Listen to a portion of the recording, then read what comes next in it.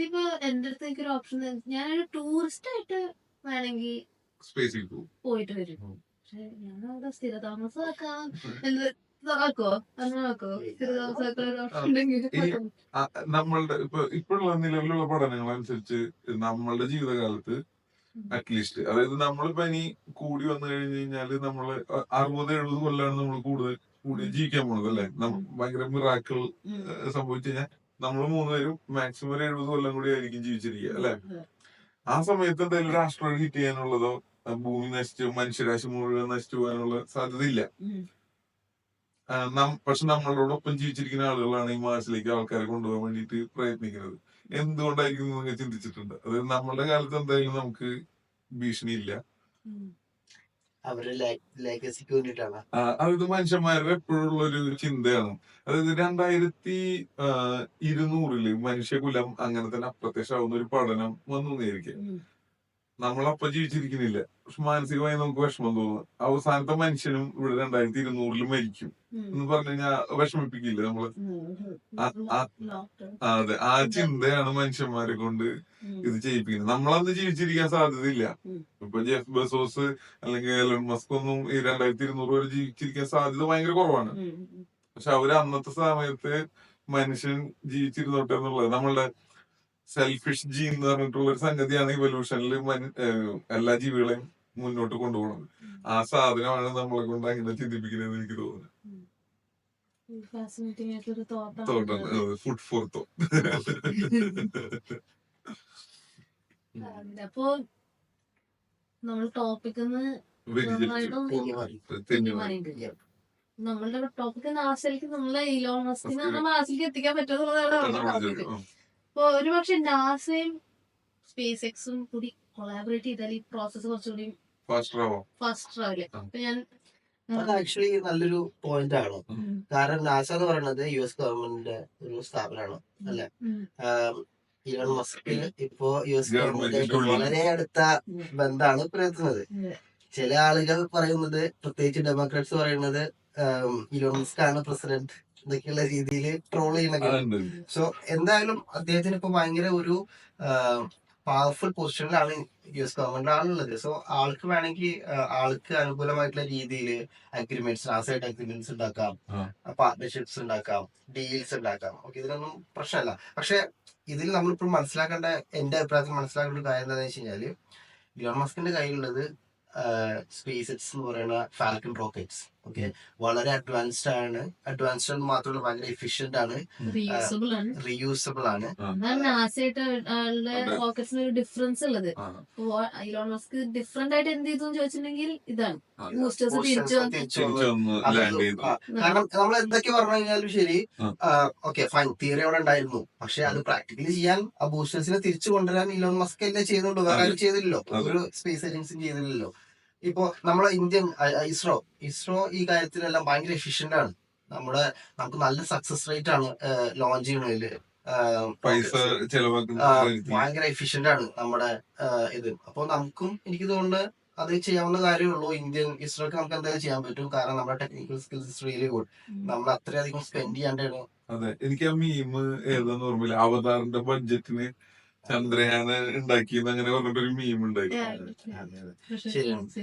അപ്പോ എന്തായാലും അദ്ദേഹത്തിന്റെ കയ്യിൽ റോക്കറ്റ്സ് ഉണ്ട്. ഓക്കെ, പിന്നെ മാസിനെ കുറിച്ചുള്ള ഡേറ്റയും ബാക്കിയുള്ള എല്ലാം നാസയുടെ കയ്യിലും ഉണ്ട്. സോ ഇവര് കൊളാബറേറ്റ് ചെയ്ത് കഴിഞ്ഞാൽ അവിടെ അത്ഭുതങ്ങൾ വേണമെങ്കിൽ സംഭവിക്കാം എന്നുള്ള അഭിപ്രായം തന്നെയാണ് എനിക്കുള്ളത്. പിന്നെ ചിലപ്പം ഈ മാസിലേക്ക് പോകാന്നുള്ളത് ജസ്റ്റ് ഇലോൺ മസ്കും നാസയും തമ്മിലുള്ള ഒരു പാർട്ണർഷിപ്പ് ആവണമെന്നില്ല. നമുക്ക് വേണമെങ്കിൽ യൂറോപ്യൻ സ്പേസ് ഏജൻസിനെ അതിന് ഇൻക്ലൂഡ് ചെയ്യാം, ഇസ്രോനെ ഇൻക്ലൂഡ് ചെയ്യാം, അതുപോലെ തന്നെ Canadian space agency. Chinese space agency എത്രത്തോളം വരും, റഷ്യൻ ഏജൻസി എത്രത്തോളം വരും എന്ന് എനിക്കറിയില്ല. പക്ഷെ എനിക്ക് തോന്നുന്ന ഒരു പാർട്ണർഷിപ്പ്, നമ്മളിത് പാർട്ണർഷിപ്പിലൂടെ ചെയ്ത് കഴിഞ്ഞാൽ നമുക്ക് എന്തായാലും എത്രയും പെട്ടെന്ന് പറയുന്നത് ചിലപ്പം ഒരു ഡെക്കേഡ്സ്, 1-2 ഡെക്കേഡ്സിനുള്ളിൽ നമുക്ക് ചിലപ്പം ചെയ്യാൻ പറ്റുമായിരിക്കും.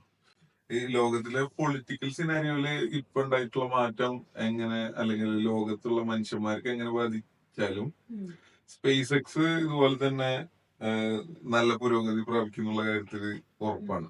ഇപ്പൊ തന്നെ എന്തോ $30 മില്യൺ കോൺട്രാക്ട് അങ്ങാണ്ട് ഗവൺമെന്റിന്റെ സ്പേസ് എക്സിന് കൊടുത്തിട്ടുണ്ട്.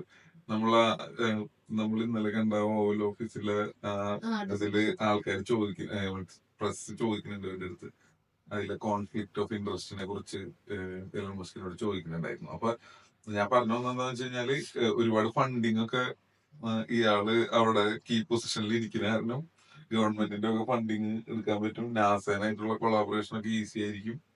അപ്പൊ ഈ മേഖലയിൽ ചിലപ്പോ നല്ല പുരോഗതി ഈ 4 കൊല്ലം കൊണ്ട് ഉണ്ടാവാൻ സാധ്യതയുണ്ട്.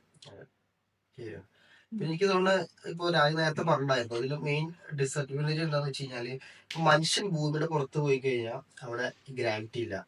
ഓക്കെ, ഇപ്പോ നേരത്തെ റിയാസ് പറഞ്ഞ മാതിരി അത് നമ്മളെ വളരെ പ്രതികൂലമായിട്ട് ബാധിക്കും. ഇപ്പൊ ഒരു ലേറ്റസ്റ്റ് സ്റ്റഡി ഉണ്ട്, പുറത്തേക്ക് പോയിട്ടുള്ള 75% മേലെ ഉള്ള ആസ്ട്രോണറ്റ്സിന് മുഴുവൻ അവരുടെ കണ്ണിന്റെ കാഴ്ച കുറയുന്നുണ്ട് എന്ന് പറഞ്ഞിട്ട് ഉള്ള ഒരു സ്റ്റഡി വന്നിട്ടുണ്ട്. മസിൽ മാസിനെ കുറിച്ചുള്ള ബുദ്ധിമുട്ട് പ്രശ്നങ്ങളും കാര്യങ്ങളല്ലാണ്ട് ഇപ്പൊ നമ്മൾ അങ്ങോട്ട് പോകുമ്പോൾ മെയിൻ പ്രശ്നം എന്താണെന്ന് വെച്ചാൽ ഇപ്പോഴത്തെ ടെക്നോളജി വെച്ച് പോവുകയാണെങ്കിൽ നമുക്ക് ഏകദേശം 9 മാസത്തോളം അങ്ങോട്ട് പോകാനെടുക്കും. അവ മാസിന്റെ പിന്നെ ഏറ്റവും റിസ്കി ആയിട്ടുള്ള അടുത്ത ഫാക്ടർ എന്ന് പറയുന്നത് മാസിലേക്ക് ലാൻഡ് ചെയ്യലാണ്. കാരണം മാസിന്റെ ഓർബിറ്റൽ വെലോസിറ്റിയിൽ നമ്മൾ ആദ്യം കറങ്ങണം, അതിനുശേഷം ആ വെലോസിറ്റിനെ എസ്കേപ്പ് ചെയ്ത് നമ്മൾ അവരുടെ അറ്റ്മോസ്ഫിയറിലേക്ക് പോയി സേഫ് ലാൻഡ് ചെയ്യണം. ഇതെല്ലാം ഒരു മനുഷ്യ ശരീരത്തിന്റെ മേലെ വലിയ ടോൾ എടുക്കും. ഫോർ എക്സാമ്പിൾ ജി ഫോഴ്സ് എല്ലാം ഭയങ്കരമായിരിക്കും. 8-9 G ഒക്കെയാണ് പെർസെവറൻസ് എന്താണ് റോവർ ഇറക്കാൻ വേണ്ടിയിട്ട് ആ റോവറിന് കിട്ടിയത് 9 G ഒക്കെയാണ് കിട്ടിയിരുന്നത്. അപ്പൊ അതൊക്കെ മനുഷ്യന് താങ്ങാൻ പറ്റാവുന്നതിലും അധികമാണ്. അപ്പോ അപ്പൊ നമ്മളിതില് മനുഷ്യന്റെ ഹെൽത്ത് ആണ് എനിക്ക് തോന്നുന്നു നാസ ഏറ്റവും കൺസേൺ ആയിട്ടിരിക്കുന്നത്. നമുക്ക് needs to be a better way, എത്രയും പെട്ടെന്ന് അതിന് കുറച്ച് മുന്നേ അങ്ങോട്ട് എത്തണം എന്നുള്ള രീതിയിൽ. അതുകൊണ്ട് തന്നെയാണ് മസ്ക് പറയുന്നത് നമുക്ക് 45 ദിവസത്തിനുള്ളിൽ അവിടെ എത്തണമെന്ന്. കാരണം ആൾക്ക് കാരണം 9 മാസത്തിൽ അങ്ങോട്ട് പോകണം, പിന്നെ കുറച്ചു കാലം മാസത്തിൽ താമസിക്കണം, പിന്നെ തിരിച്ച് ഇങ്ങോട്ട് വരണം. അതെല്ലാം വലിയ ടോൾ എടുക്കും. ഒരു നമ്മള് പ്രിപ്പയർ ചെയ്യുമ്പോൾ ആരെങ്കിലും നോട്ട് ചെയ്തിട്ടുണ്ടോ എനിക്കറിയില്ല. നമ്മള് ഒരു മനുഷ്യനെ ഏറ്റവും കൂടുതൽ നാള് സ്പേസിൽ നിന്നിട്ടുള്ള എത്ര ദിവസമാണെന്ന് അറിയോ? ഇപ്പൊ അടുത്ത മൊമെന്റ് 2 പേര് 8 മാസമായിട്ട് 8 മാസം നിൽക്കുന്നത്. അതാണ് ഇപ്പൊ എനിക്ക് തോന്നുന്നത് 400 സംതിങ് ദിവസമാണ് ഒരു മനുഷ്യൻ, 400-600 സംതിങ് ദിവസമാണ് ഒരു മനുഷ്യൻ ഏറ്റവും കൂടുതൽ സ്പേസിൽ അത് വന്നു കഴിഞ്ഞാൽ നിൽക്കാൻ കുറച്ചു നേരം ബുദ്ധിമുട്ടുണ്ടാവും. അതില് എന്താ പേരെന്താ എനിക്ക് ഓർമ്മയില്ല. സുനീത വില്യംസ് പറയണ്ട seems like I forgot to walk. ഇപ്പൊ ഈ അടുത്തൊരു ഇന്റർവ്യൂല് നമ്മൾ പറഞ്ഞവർക്ക് കാലിന്റെ മസിൽസിന്റെ നമ്മുടെ ബ്രെയിൻ ഭയങ്കര ഒരു എന്താ പറയാ ഭയങ്കര കോംപ്ലക്സ് ആയിട്ടുള്ള ഒരു സംഗതിയാണ്. നമ്മൾ ലേൺ ചെയ്തിട്ടുള്ള കുറെ സാധനങ്ങൾ ചില ഭാഗത്താണ്, അത് ഉപയോഗിക്കാണ്ടിരുന്നു കഴിഞ്ഞാൽ പതുക്കെ മസിൽസും നമ്മുടെ ബ്രെയിനും തമ്മിലുള്ള ഒരു ഭയങ്കരമായ കോംപ്ലക്സ് ആയിട്ടുള്ള ഒരു പ്രോസസ്സിലാണ് നമുക്ക് നടക്കാൻ ഇതൊക്കെ പറ്റുന്നത്. കുറച്ചാൾ ഉപയോഗിക്കാണ്ടിരിക്കുമ്പോ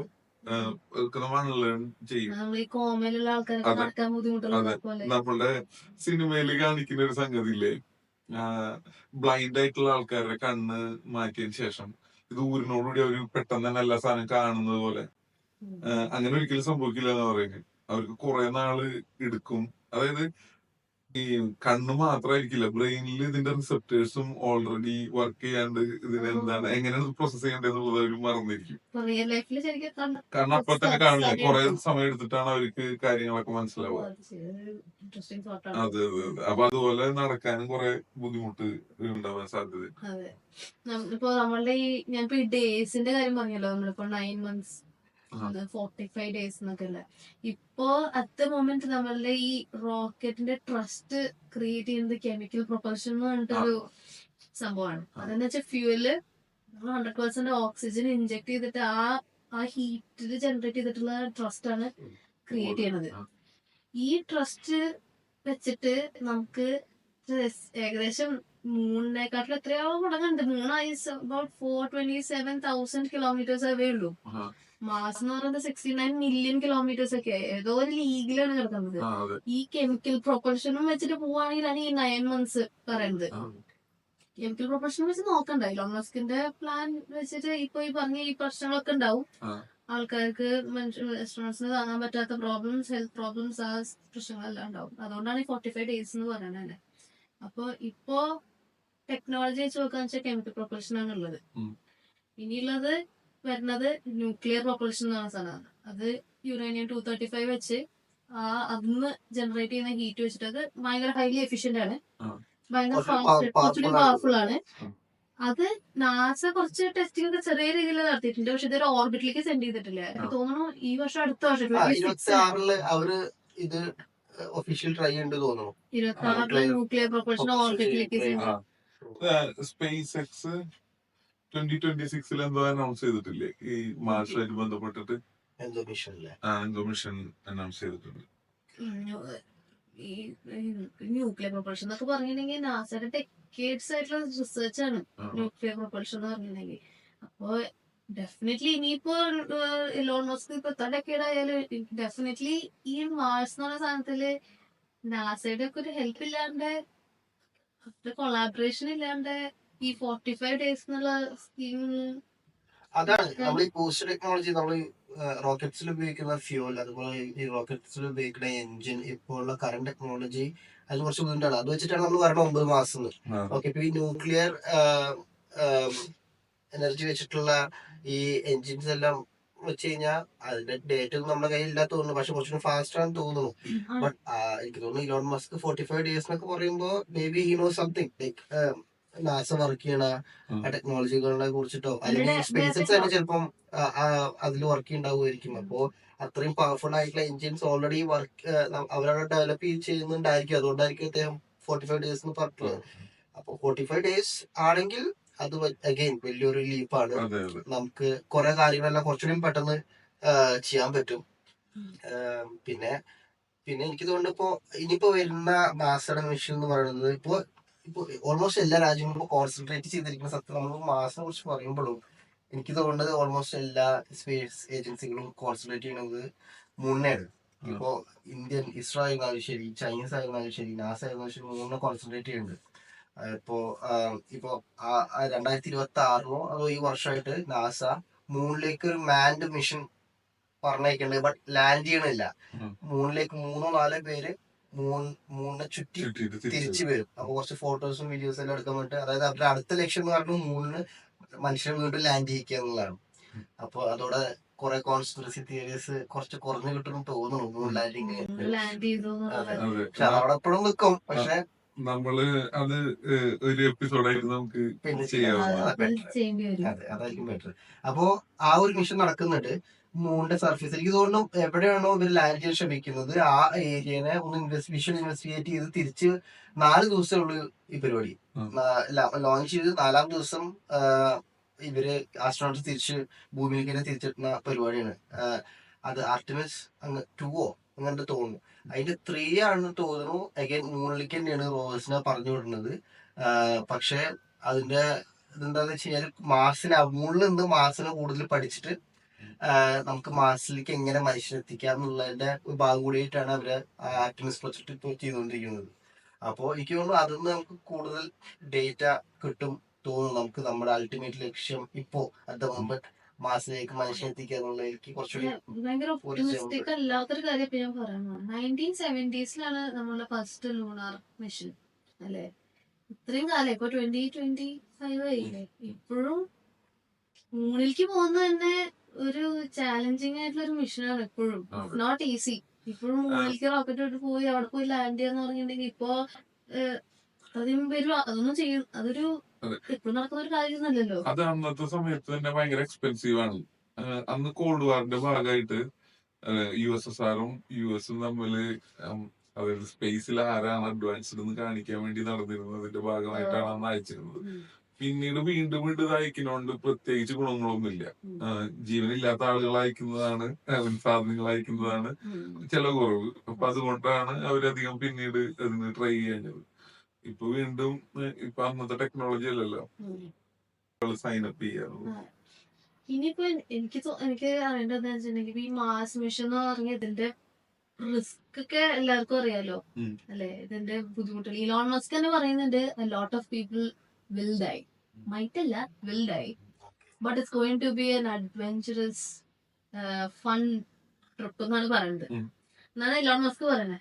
ഇതിപ്പോ ആരാണ് ഇപ്പൊ ഞാൻ പോവാൻ റെഡിയാണെന്ന് പറഞ്ഞ് സൈനപ്പ് ചെയ്യാൻ പോണത് ആരാന്നുള്ളൊരു curious ഇപ്പൊ ഞാൻ പറഞ്ഞുതരാം. നമുക്ക് ഈ ലോകത്ത് ഇപ്പൊ ജീവിച്ചിരിക്കുന്ന ഏതൊരാളോട് ചോദിച്ചാലും അവരറിയുന്ന ഒരു പേരാണ് നീൽ ആംസ്ട്രോങ് എന്നുള്ള പേര്. ലോകത്ത് എല്ലാവരും അറിയുന്ന പേരാണ്, അല്ലെ? നീൽ ആംസ്ട്രോങ് അന്ന് ഇതുപോലെ പേടിച്ചിരുന്നെങ്കിലും ഇത്രയും ടെക്നോളജി ഇല്ലാത്തൊരു സമയത്താണ് അന്ന് ചന്ദ്രനിലേക്ക് പോണത്. അപ്പൊ ആള് ഓക്കെ, ഞാൻ ചിലപ്പോ മരിച്ചേക്കാം എന്നുള്ള ഒരു ഇതായിട്ട് തന്നെയാണ് ആള് പോണത്. എന്നിട്ടും ആള് സൈനപ്പ് ചെയ്തു, അല്ലെ? ഇത് മാത്രല്ല കേട്ടോ, മനുഷ്യന്മാരുടെ ചരിത്രത്തില് ഇപ്പൊ മാഡം ക്യൂറി, അദ്ദേഹം റേഡിയേഷൻ കൊണ്ടാണ് മരിച്ചത്. അദ്ദേഹം പരീക്ഷണത്തിന്റെ ഇടയിലാണ് മരിച്ചത്. എന്തിനാ അദ്ദേഹം ചെയ്തത്? അദ്ദേഹം മരിച്ചത്. അതുപോലെ തന്നെ എനിക്ക് തോന്നുന്ന അലക്സാണ്ടർ ഫ്ലെമിങ്, ഇപ്പൊ ഇന്നത്തെ ആന്റിബയോട്ടിക്കുകളുടെ ആദ്യത്തെ രൂപമായ പെൻസിലിൻ കണ്ടുപിടിച്ച ആളുടെ മേത്താണ് ആദ്യം അത് കുത്തിവെക്കുന്നത്. ആള് ചിലപ്പോ മരിച്ചു പോകാം. ഞാൻ പറഞ്ഞ ചോദ്യം വ്യത്യാസമുണ്ട്. ഞാൻ ഉദ്ദേശിച്ചത് പോകുന്ന ആസ്ട്രോനോട്ട് പോയി വരുന്ന ആസ്ട്രോനോട്ടിന്റെ കാര്യമല്ല പറഞ്ഞത്. ഇലോൺ മസ്കിന്റെ പ്ലാൻ ഈ കോളനൈസ് ചെയ്ത് വൺ വേ ട്രിപ്പ് പോകുന്ന കുറച്ച് ആൾക്കാർ സൈനപ്പ് ചെയ്യണ ഉണ്ട്. ആൾക്കാർ സൈനപ്പ് ചെയ്യുന്നുണ്ട്. ഞാൻ പറയുന്നത് മനുഷ്യന്മാരെ അങ്ങനെയാണ് ബിൽറ്റ് ചെയ്തിട്ടുള്ളത്. നമ്മളുടെ പെർസ്പെക്റ്റീവ് നോക്കണോണ്ടാണ്. മനുഷ്യന്മാർ പലതരത്തിലുള്ള ആളുകളുണ്ട്.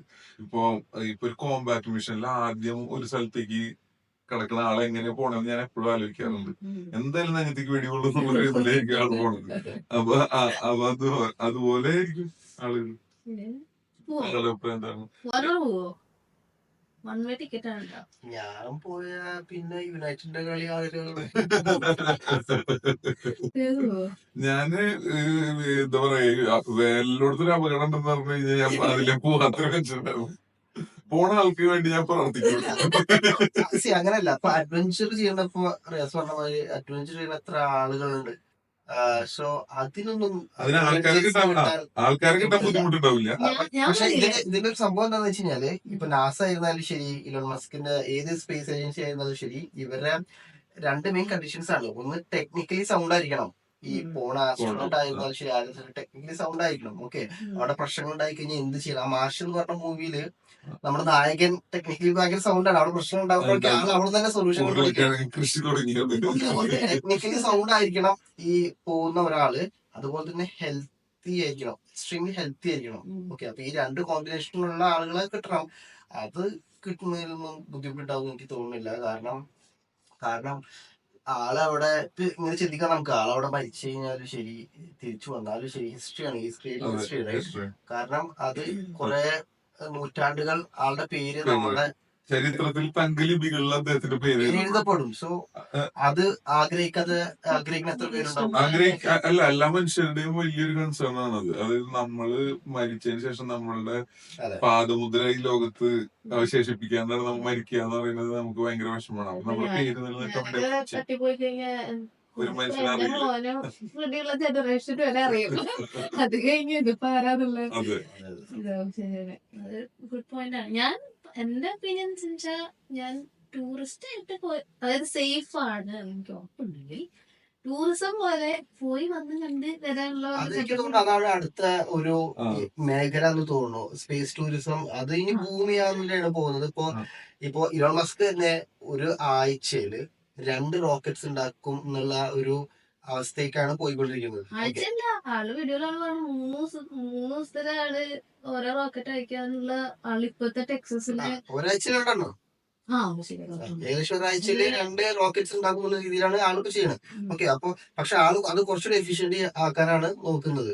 അപ്പൊ നമുക്ക് ഈ റോക്കറ്റുകളുടെ എണ്ണം വർദ്ധിക്കും. അത് കൂടാണ്ട് തന്നെ ഔട്ടർ സ്പേസിലേക്ക് പോയിട്ട് തിരിച്ചു വരുന്ന പരിപാടി ഇപ്പൊ തന്നെ നമ്മള് വീഡിയോസിലെല്ലാം കാണുന്നുണ്ട്. അപ്പൊ എനിക്ക് തോന്നുന്നു അത് വേറൊരു വലിയ മേഖലയാവും. പക്ഷെ മാർസ് എന്ന് പറയുന്നത് കുറച്ചുകൂടി ചാലഞ്ചിങ് ആണ് ഒബ്വിയസ്ലി, കാരണം അത്രയും ഡിസ്റ്റൻസ് ഉള്ള ഒരു ഗ്രഹമാണ്. അപ്പോ പക്ഷെ എനിക്ക് തോന്നുന്നു നമ്മളെല്ലാം ഇപ്പൊ ജീവിച്ചിരിക്കുന്നത് ഒരു റൈറ്റ് ടൈമിലാണ് എന്ന് തോന്നുന്നു. ഇപ്പൊ രാജ നേരത്തെ പറഞ്ഞ പോലെ ഈ ജെറ്റ് പ്രൊപ്പൾഷൻ എഞ്ചിൻ ടെക്നോളജിയിൽ കുറച്ചുകൂടി മാറ്റങ്ങൾ വന്നു കഴിഞ്ഞാൽ വലിയ വലിയ ലീപ്പുകൾ, വലിയ വലിയ ചേഞ്ചസ് ഈ സ്പേസിൽ വിറ്റ്നസ് ചെയ്യാൻ പറ്റും. ഞാനൊരു വീഡിയോയില് കണ്ടതാണ്, മൂണില് ഇങ്ങനെ ഡോം ക്രിയേറ്റ് ചെയ്ത് ഒരു ആർട്ടിഫിഷ്യൽ എൻവയോൺമെന്റ് ക്രിയേറ്റ് ചെയ്തിട്ട് ജീവിക്കുന്ന സെറ്റപ്പ്. അതെനിക്ക് തോന്നുന്നു നമ്മുടെ ലൈഫ് ടൈമിൽ തന്നെ നമുക്ക് കാണാൻ പറ്റുന്നതാണ്. മൂന്ന് എനിക്ക് തോന്നുന്നു എനിക്ക് കാരണം നമ്മളെല്ലാവരും ഇവിടെ ഇരിക്കുന്ന എല്ലാവരും ജനിക്കുന്നതിന് മുന്നേ തന്നെ മുകളിൽ മനുഷ്യനെ ലാൻഡ് ചെയ്യിക്കാൻ മനുഷ്യന്മാർക്ക് സാധിച്ചിട്ടുണ്ട്. അപ്പോ അവര് ആ ലെവലിൽ നടത്തുകയാണെങ്കിൽ അവർ ടൂറിസം ഡെസ്റ്റിനേഷൻ എന്നുള്ള ലെവലിലേക്ക് ചിലപ്പോ മൂൺ നമ്മുടെ ചന്ദ്രേട്ടൻ ചായക്കട ചായ കുടിച്ചിട്ട് വരാല്ലേ നമ്മുടെ ചാനലിൽ വേണമെങ്കിൽ നമുക്ക് ഒരു എപ്പിസോഡ് അവിടെയൊക്കെ അവിടെ അതെ ബാങ്ക് ഹോളിഡേ വീക്കെൻഡിൽ ബുക്ക് ചെയ്തിട്ട് നമുക്ക് ഇതൊരു ഭയങ്കര ഒരു ഡിസ്കഷൻ ആയിരുന്നു അല്ലെ. അപ്പൊ സമ്മപ്പ് ചെയ്യാന്ന് വെച്ചിട്ടുണ്ടെങ്കിൽ നമ്മള് എന്റെ അഭിപ്രായം ഞാൻ പറഞ്ഞു, ഞാൻ സമ്മപ്പ് ചെയ്യാൻ നിങ്ങൾ പറഞ്ഞു. എനിക്ക് തോന്നുന്നു നമ്മളെ ഇലോൺ മസ്കിന് കൊണ്ടുപോകാൻ പറ്റുമോ എന്നുള്ള ഡിസ്കഷനിൽ എനിക്ക് പറയാനുള്ളത് ഇലോൺ മസ്കിന് പറ്റില്ല എന്നാണ് എന്റെ ഒരു പറയുന്നത്. നമ്മുടെ ലൈഫ് ടൈമില് മാർസിൽ പോയി കോളനൈസ് ചെയ്ത് കാണാനും പറ്റുമെന്ന് എനിക്ക് തോന്നുന്നില്ല. ഒരു പക്ഷേ നമ്മളെ ലൈഫ് ടൈമില് ചിലപ്പോൾ അവിടെ പോയി അസ്ട്രോണോട്ട് ഇപ്പൊ മൂണില് ലാൻഡ് ചെയ്ത് വന്ന പോലെ നമ്മുടെ ലൈഫ് ടൈമില് ചിലപ്പോൾ മാർസിൽ ലാൻഡ് ചെയ്ത് വരാൻ ഒരു സാധ്യതയുണ്ട്. അത്രേ നടക്കുള്ളൂ എന്നാണ് എന്റെ ഒരു നിഗമനം. ഞാൻ കംപ്ലീറ്റ്ലി യോജിക്കുന്നതിനോട്. എലൺ മസ്കിന് അത് ചെയ്യണമെന്ന് ഇല്ല, ചെയ്യാൻ പറ്റണമെന്നില്ല. അതുപോലെ തന്നെ നമ്മളുടെ ലൈഫ് ടൈമിൽ കോളനൈസേഷൻ എന്നുള്ളത് നടക്കില്ല. പക്ഷെ എങ്ങാനും ഒരു മനുഷ്യന് അവിടെ എത്താൻ പറ്റി കഴിഞ്ഞു കഴിഞ്ഞാല് അത് ഭയങ്കര ഒരു വലിയ കാര്യമായിരിക്കും. എന്താ പറയാ, ശാസ്ത്രത്തിന് നമ്മുടെ നീലാംസ്ട്രോങ് പറഞ്ഞ പോലെ തന്നെ ശാസ്ത്രത്തിന് ഒരു ചെറിയ ചൂടുവെപ്പും മനുഷ്യർക്ക് വലിയൊരു കുതിച്ചുചാട്ടമായിരിക്കും അങ്ങനെ എത്താൻ കഴിഞ്ഞാൽ. മാർസില് ലാൻഡ് ചെയ്യാൻ പറ്റുന്ന ഒരു മനുഷ്യൻ, ലാൻഡ് ചെയ്യാൻ പോകുന്ന മനുഷ്യൻ, ആ ഒരു മനുഷ്യൻ ഇപ്പൊ ജീവിച്ചിരിപ്പുണ്ട്, എന്റെ കൂടെ ജീവിച്ചിരിപ്പുണ്ട് എന്ന് വിശ്വസിക്കുന്ന ആളാണ് ഞാന്. കാരണം നമ്മുടെ കുറച്ച് ഡെക്കേഡ്സ് തന്നെ ഒരു മനുഷ്യൻ അവിടെ പോയി ലാൻഡ് ചെയ്യും. പക്ഷെ അത്രയും വലിയൊരു സയന്റിഫിക് അച്ചീവ്മെന്റ് ഇലോൺ മസ്ക് എന്നുള്ള പേരിൽ ഒതുക്കരുത് എന്നുള്ളതാണ് എന്റെ അഭിപ്രായം. കാരണം ഇലോൺ മസ്ക് അല്ല, അതിലും വലുതാണ് സയൻസ്, അതിലും വലുതാണ് മനുഷ്യരാശി, അതിന് പിന്നിൽ വർക്ക് ചെയ്യുന്ന സയന്റിസ്റ്റുകളും എഞ്ചിനീയറുകളും എല്ലാം. സോ ഒരാളുടെ പേരിൽ നമ്മൾ ഒതുക്കാണ്ട് മനുഷ്യരാശിയുടെ പേരിൽ നമുക്ക് അതുകൊണ്ട് ഒതുക്കാം അല്ലെ. ഇതുപോലത്തെ നല്ല നല്ല ഡിസ്കഷൻസ് ആയിട്ട് നമ്മൾ ഇനി വരുന്നതാണ്. നിങ്ങൾക്ക് എന്തെങ്കിലും ടോപ്പിക്സ് ഇനി ഉണ്ടെന്നുണ്ടെങ്കിൽ, നിങ്ങൾക്ക് ഡിസ്കസ് ചെയ്യാൻ അല്ലെങ്കിൽ കേൾക്കാൻ ആഗ്രഹിക്കുന്ന എന്തെങ്കിലും ടോപ്പിക് ഉണ്ടെങ്കിൽ കമന്റ് സെക്ഷനിൽ ഡെഫിനറ്റ് ആയിട്ട് എഴുതണം. റെഡി 1 2 3. ദൈവമേ, എല്ലാ റെക്കോർഡായില്ലേ?